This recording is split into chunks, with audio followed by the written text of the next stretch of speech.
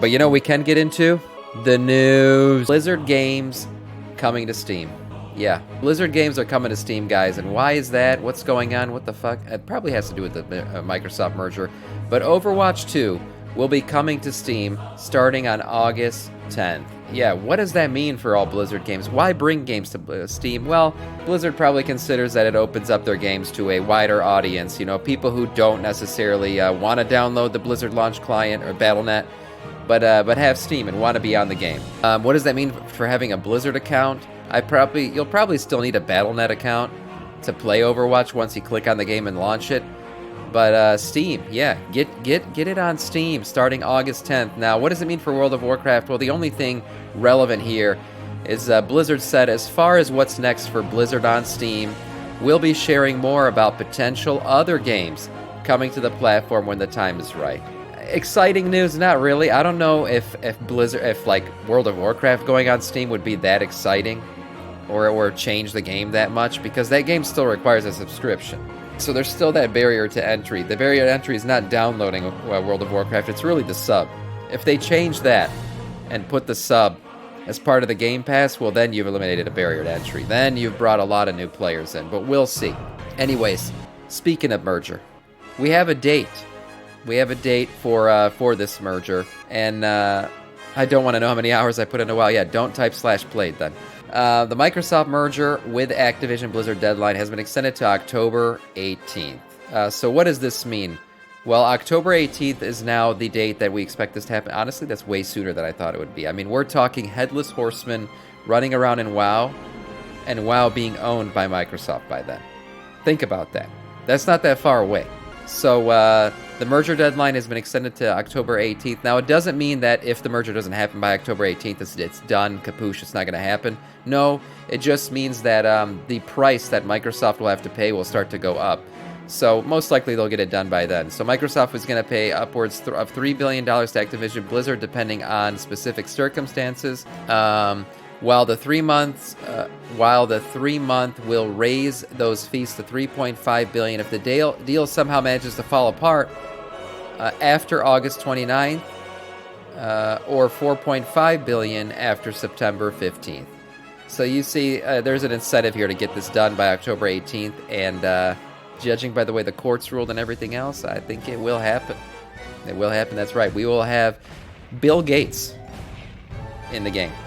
Yeah, in the game, riding around on the Headless Horseman mount. I don't want to know. Yes, reading the same comment again. Good job, Sam. Activision Blizzard, second quarter, 2023 financial results.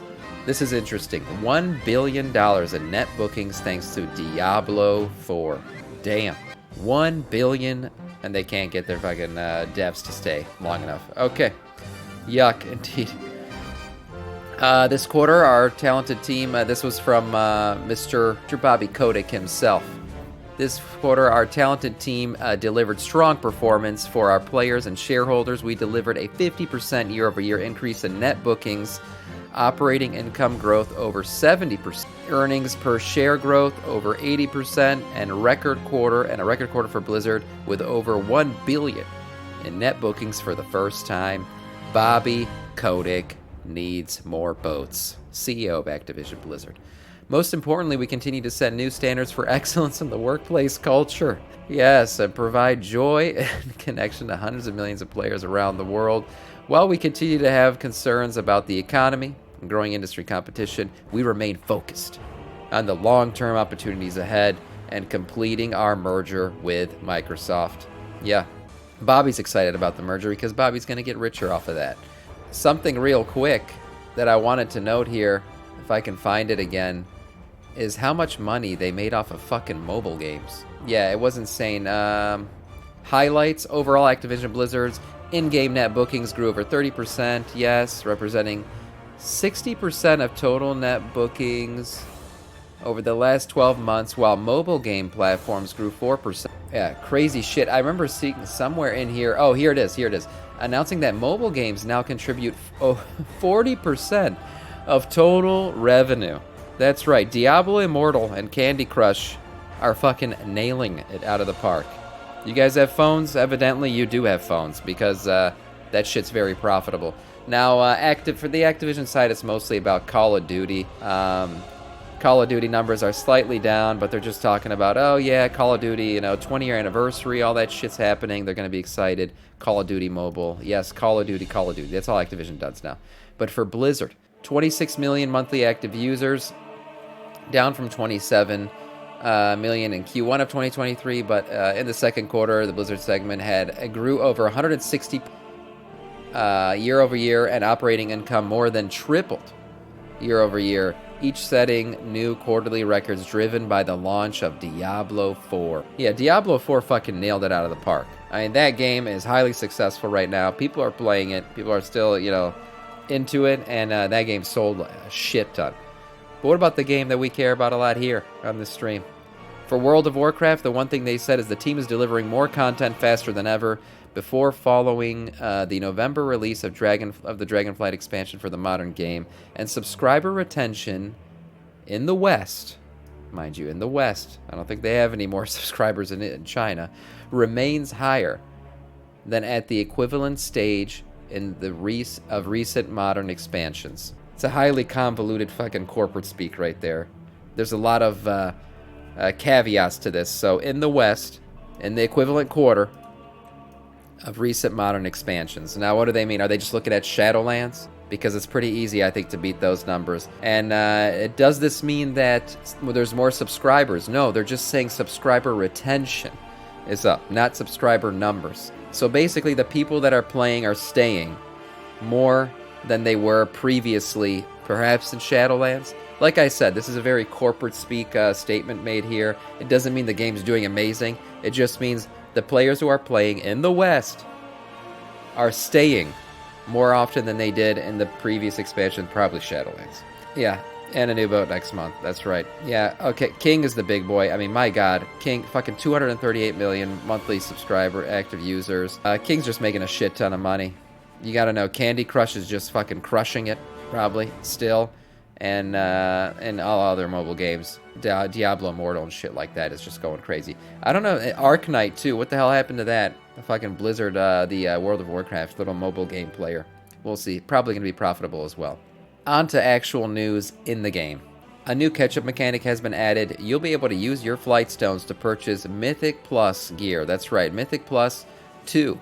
To be more specific, you'll be able to buy the Obsidian Equipment Chest, which will give you a Dragonflight Season 2 item. Sorry, the Volcanic Equipment Chest. A Mythic 2 Season item equivalent Mythic Dungeon item appropriate for your loot specialization during Mythic Season 2. Yes, get an item level 398, which is upgradable up to 411 using your Flightstones. Another catch-up mechanic added, and a way to use your Flightstones, because people are probably hoarding the shit out of those right now, because there isn't much to do if you've been upgrading your gear at this point. New Headless Horseman encounter. We've been hearing about it. We've been getting hints about it. Yeah, it's pretty much official at this point, because there are new achievements, and achievements that hint at different versions of the fight as well. Don't lose your head. Defeat any version of the Headless Horseman. So that's a new one. And then it looks like there's a hard mode where you can defeat the Headless Horseman while cursed by all 4 Wicker Men. Yes, it's called Kickin' with the Wick. So there's going to be a new version of this horse. We looked at the other day, they updated the Scarlet Monastery zone for this fight. So we're going to be probably seeing a completely new Headless Horseman fight, which is cool. I enjoy the Headless Horseman. I've done it every year, and I'm excited to see what the new variation of the Headless Horseman fight's going to be. What up, Kale Sauce? Sylvanas. That's right. Speaking of Shadowlands. Time to see your therapist once again, because Sylvanas is coming back. Yes. And she's bringing the jailer with her. No, thankfully, no, that's not the case. But Sylvanas herself is coming back. It probably has to do with the new Undead Heritage Armor questline we're going to get. Whether or not it's going to be current timeline Sylvanas. Emotional damage! Yeah. Or a revisiting of the past. If you played the Blood Elf Heritage Armor questline, you'll know that you went back in the past and saw the invasion of the Scourge. You played through that whole thing. So this could be a Sylvanas from the past. Might be going back and seeing a previous version of Sylvanas. But she is part of the questline. Sylvanas returning. It is confirmed here that there is something about her in the game coming up in patch 10.1.7. So if you've been missing Sylvanas Bay. You're going to get to see her again very soon. That's right, little lion. Increased view distance in the Eastern Kingdoms and Kalimdor. Blizzard tweeted this little image out here. Yeah, so I think this has to do with the fact that we're getting dragon riding, right? Dragon riding is so quick. You're moving so fast across the land that you really do need a further view distance to be able to gauge where you want to go and where you're going. So it is increased. You're going to have an increased view distance. I love this. I like having my view distance cranked up to max, pumping that graphics card up in terms of temperature, but it's good. I like to see it. I think it increases immersion. It's nice to be able to see far out lands that you can go to without actually being there yet.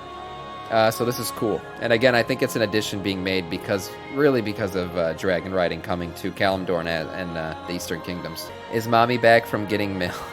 Oh yeah, Sylvanas? Yeah, she's back. A part of the new Night Elf Heritage Armor questline? Yes.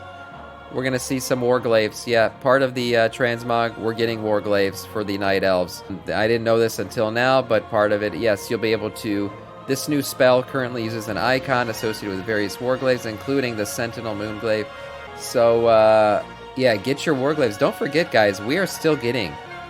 If you've been doing your trading post, you are still getting the fucking... what's it called? Oh my god, what's that fucking armor set called? You know, the ones who hold Illidan in this place. You're going to get that shit. You're going to get that set. And the Warglaives will probably go pretty nicely with it. The Warden sets, that's what I'm thinking of. Yes, the Warden. Yeah, thanks, Mel. So that's exciting for you. Yeah, get your Warglaives. Collect this appearance for Traditionalist Kaldori Blades. Very cool. And last piece of news, but certainly not least, new Dark Naaru NPC to Unknown Map in patch 10.1.7. What is this about? This Naaru is called the Dimension Breaker. Very interesting, considering most Naaru have names. This one is just called the Dimension Breaker. Very little is known about the name, the generically named Dark Naaru. But they've been traditionally associated with the Draenei, so people are thinking that this has to do with the new... Remember we saw the red color skin, the Hellboy version of the Draenei, known as the Manari Eridar customization, right? So, those red Draenei are going to be able to be made soon, and thinking that this Naaru has something to do with that in the introduction of those red Draenei. We'll find out. We'll find out soon enough in 10.1.7. There's a lot of news coming out about that patch. It seems like it's going to be a beefy one, and I'm excited for it.